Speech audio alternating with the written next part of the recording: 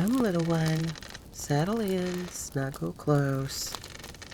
Tonight, Umlaw begins a new quiet tradition.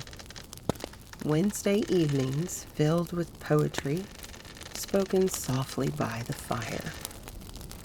We start with winter, poems of snow, stillness, and the hush that falls when the world rests. Let the creak of the rocking chair and the gentle crackle of the flames carry these words into your heart. Close your eyes if you like. Breathe. And listen. Here is the first verse.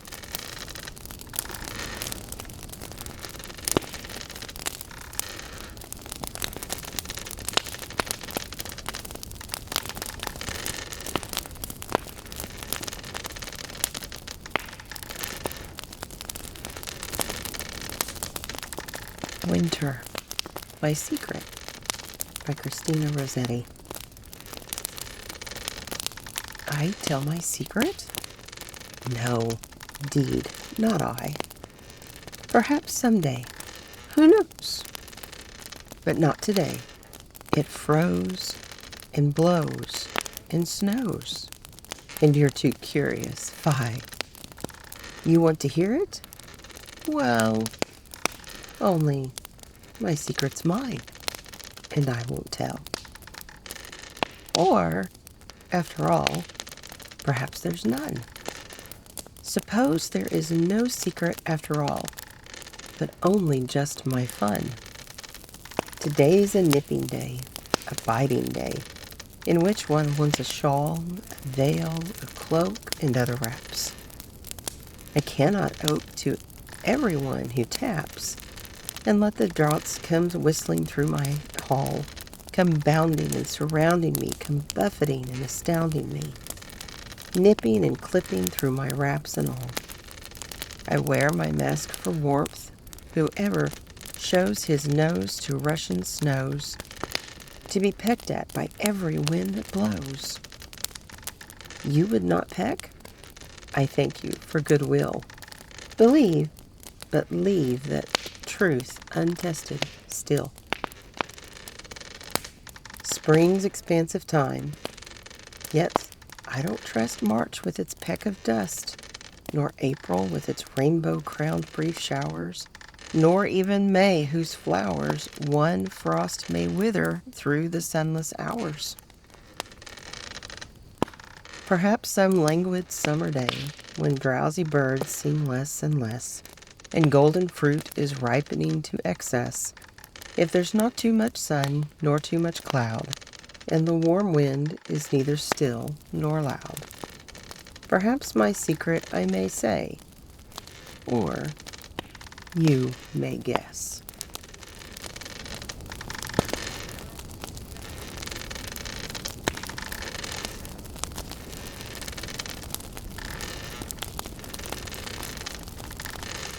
For another one.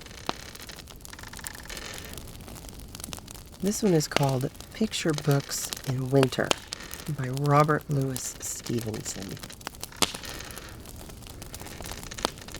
Summer fading, winter comes.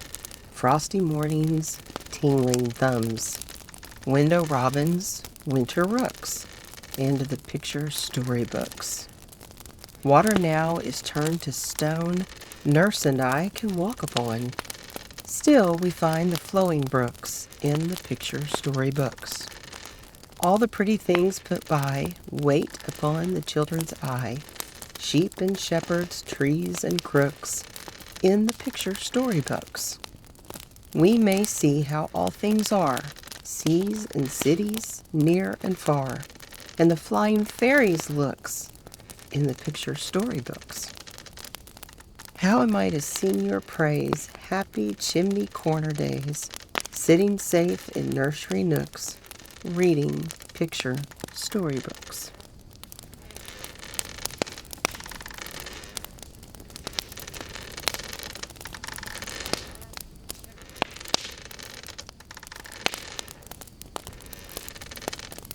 This one's called Good Night by Jane Taylor. Little baby, lay your head on your pretty cradle bed. Shut your eye peeps, now the day and the light are gone away. All the clothes are tucked in tight, little baby dear, good night. Yes, my darling, well I know how the bitter wind doth blow, and the winter snow and rain patter on the window pane, but they cannot come in here to my little baby dear. For the window shutteth fast till the stormy night is past, and the curtains warm are spread round her cradle bed, so till morning shineth bright, little baby dear, good night.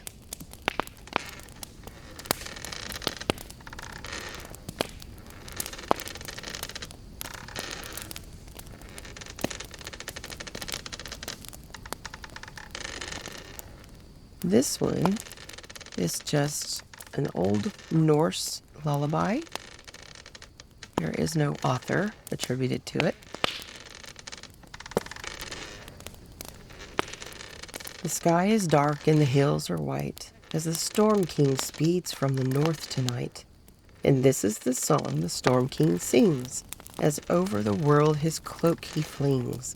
Sleep, sleep, little one, sleep. He rustles his wings and gruffly sings, sleep, little one, sleep. On yonder mountainside a vine clings at the foot of a mother pine. The tree bends over the trembling thing, and only the vine can hear her sing. Sleep, little one, sleep. What shall you fear when I am here? Sleep, little one, sleep. The king may sing in his bitter flight, the tree may croon to the vine tonight, but the little snowflake at my breast liketh the song I sing the best. Sleep, sleep, little one, sleep. Weary thou art, and next to my heart. Sleep, little one, sleep.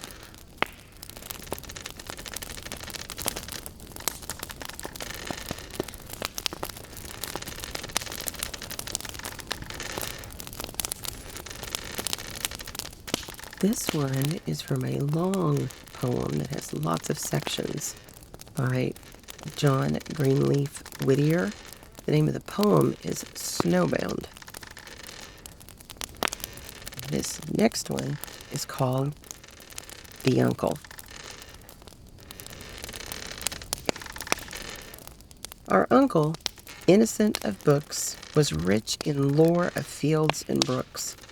The ancient teachers never dumb of nature's unhoused lyceum. In moons and tides and weatherwise he read the clouds as prophecies, and foul or fair could well divine by many an occult hint and sign, holding the cunning warded keys to all the woodcraft mysteries. Himself to nature's heart so near that all her voices in his ear of beast or bird had meanings clear, like Apollonius of old, who knew the tales the sparrows told, or Hermes, who interpreted what the sage cranes of Nilus said. A simple, guileless, childlike man, content to live where life began. Strong only on his native grounds, the little world of sights and sounds, whose girdle was the parish bounds, whereof his fondly partial pride the common features magnified, as Surrey hills to mountains grew, in white of Selborne's loving view. He told how teal and loon he shot, and how the eagle's eggs he got, the feats at pond and river done, the prodigies of rod and gun, till warming with the tales he told, forgotten was the outside cold. The bitter wind unheeded blew, from ripening corn the pigeons flew, the partridge drummed in the wood, went fishing down the river brink, in fields with bean or clover gay, the woodchuck like a hermit gray, peered from the doorway of his cell. The muskrat plied the mason's trade, and tier by tier his mud walls laid. And from the shagbark overhead, the grizzled squirrel dropped his shell. This next one is from the same poem, and this section is called The Schoolmaster. Brisk wielder of the birch and rule, the master of the district school held at the fire his favored place. Its warm glow lit a laughing face, fresh-hued and fair, where scarce appeared the uncertain prophecy of beard. He teased the mitten-blinded cat, played crosspins on my uncle's hat, sang songs and told us what befalls in classic Dartmouth college halls. Born the wild northern hills among, from whence his yeoman father rung, by patient toil subsistence scant, not competence and yet not want. He early gained the power to pay his cheerful, self-reliant way. Could doff at ease his scholar's gown to peddle wares from town to town, or through the long vacations reach in lonely, lowland districts teach, where all the droll experience found at strangers' hearths in boarding round, the moonlit skater's keen delight, the sleigh drive through the frosty night, the rustic party with its rough accompaniment of blind man's buff and whirling plate and forfeits paid, his winter task a pastime made. Happy the snow-locked homes wherein he tuned his merry violin, or played the athlete in the barn, or held the good dame's winding yarn, or more mirth-provoking versions told of classic legends rare and old, wherein the scenes of Greece and Rome had all the commonplace of home, and little seemed at best the odds twixt Yankee peddlers and old gods.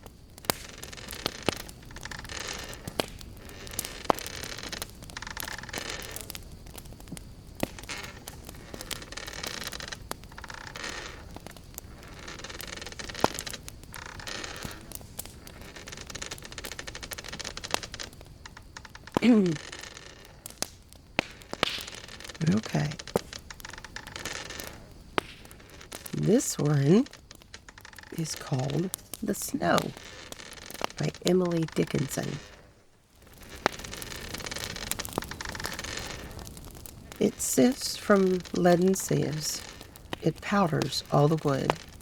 It fills with alabaster wool the wrinkles of the road. It makes an even face of mountain and of plain, unbroken forehead from the east unto the east again.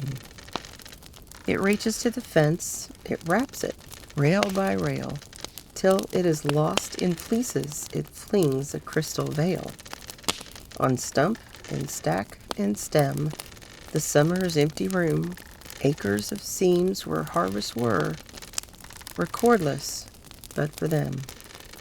It ruffles wrists of posts as ankles of a queen, then stills its artisans like ghosts, denying they have been.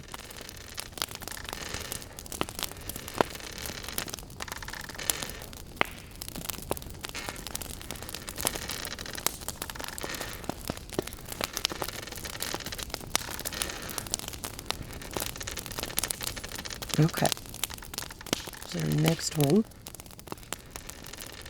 This one is called Wintertime by Robert Louis Stevenson.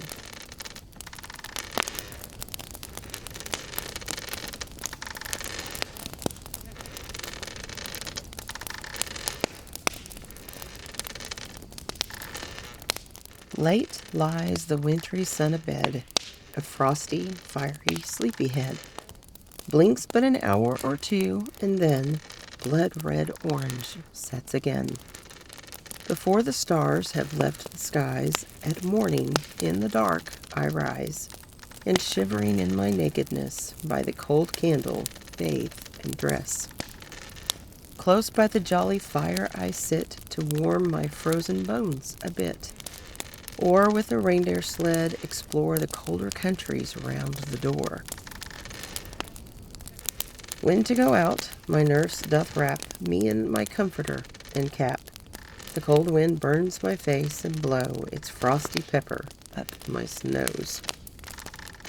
Black are my steps on silver sod, thick blows my frosty breath abroad, and tree and house and hill and lake are frosted like a wedding cake.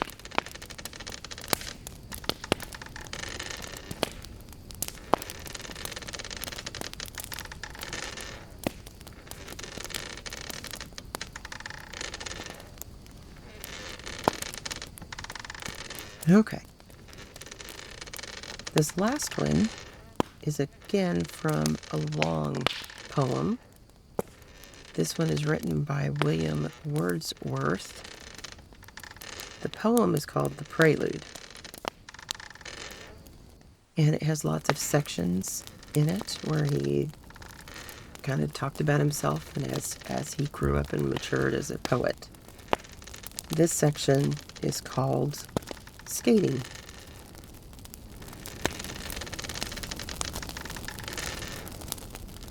And in the frosty season, when the sun was set, and visible for many a mile, the cottage windows blazed through twilight gloom, I heeded not their summons. Happy time. It was indeed for all of us. For me, it was a time of rapture, clear and loud. The village clock told 6. I wheeled about, proud and exulting like an untired horse that cares not for his home. All shod with steel, we hissed along the polished ice in games, confederate, imitative of the chase, and woodland pleasures, the resounding horn, the pack loud chiming, and the hunted hare. So through the darkness and the cold we flew, and not a voice was idle. With the din smitten, the precipices rang aloud.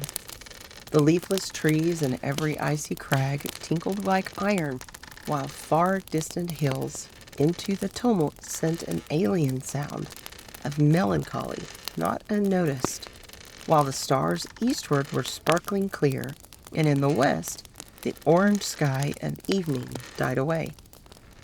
Not seldom from the uproar I retired into a silent bay, or sportively glanced sideway, leaving the tumultuous throng, to cut across the reflex of a star that fled, and flying still before me, gleamed upon the glassy plain, and oftentimes, when we had given our bodies to the wind, and all the shadowy banks on either side came sweeping through the darkness, spinning still, the rapid line of motion, then at once have I, reclining back upon my heels, stopped short.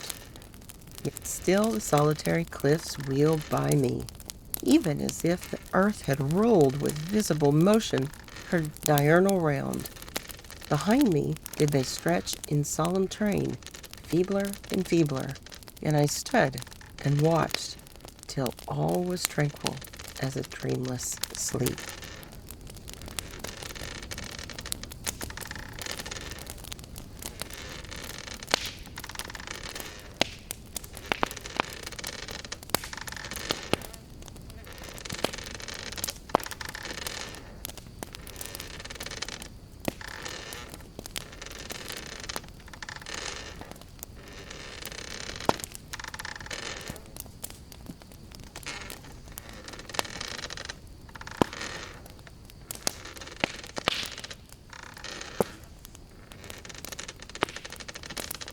Okay. This is called December, and it is written by James Russell Lowell. This will be our last one. Down swept the chill wind from the mountain peak, from the snow 5,000 summers old. On open wold and hilltop bleak, it had gathered all the cold and whirled it like sleet on the wanderer's cheek. It carried a shiver everywhere from the unleafed boughs and pastures bare. The little brook heard it and built a roof, 'neath which he could house him winter-proof. All night, by the white star's frosty gleams, he groaned his arches and matched his beams. Slender and clear were his crystal spars as the lashes of light that trim the stars. He sculptured every summer delight in his halls and chambers out of sight, Sometimes his tinkling waters slipped down through a frost-leaved forest crypt, long sparkling aisles of steel-stemmed trees bending to counterfeit a breeze. Sometimes the roof no fretwork knew, but silvery mosses that downward grew. Sometimes it was carved in sharp relief with quaint arabesques of ice fern leaf. Sometimes it was simply smooth and clear, for the gladness of heaven to shine through and hear. He had caught the nodding bulrush tops and hung them thickly with diamond drops that crystalled the beams of moon and sun and made a star of every one. No mortal builder's most rare device could match this winter palace of ice. 'Twas as if every image that mirrored lay in his depths serene through the summer day, each fleeting shadow of earth and sky, lest the happy models should be lost, had been mimicked in fairy masonry by the elfin builders of the frost.